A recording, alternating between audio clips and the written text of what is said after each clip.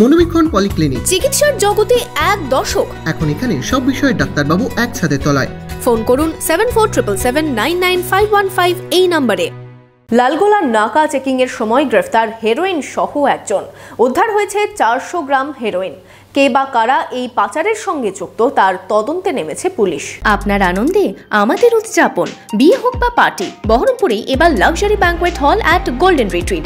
জেলায় একমাত্র pillarless banquet, আছে স্পা, সালন, ক্লাব মেম্বারশিপের সুযোগও। বহরমপুর শিল্প তালুকে গোল্ডেন রিট্রিট। লালগোলা থেকে উদ্ধার বিপুল পরিমাণ হেরোইন। ঘটনাটি ঘটেছে লালগোলার ভবানীপুর এলাকায়।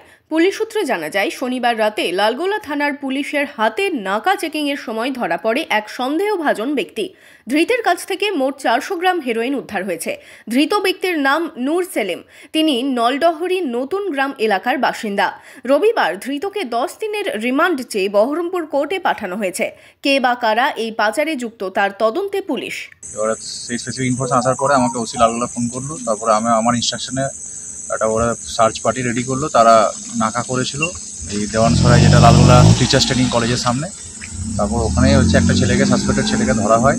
তার কাছ থেকে প্রায় 400 গ্রাম মতো সাসপেক্টেড কন্ট্রাব্যান্ড আর্টিকেল, যেটা মেবি হিরোইন হবে।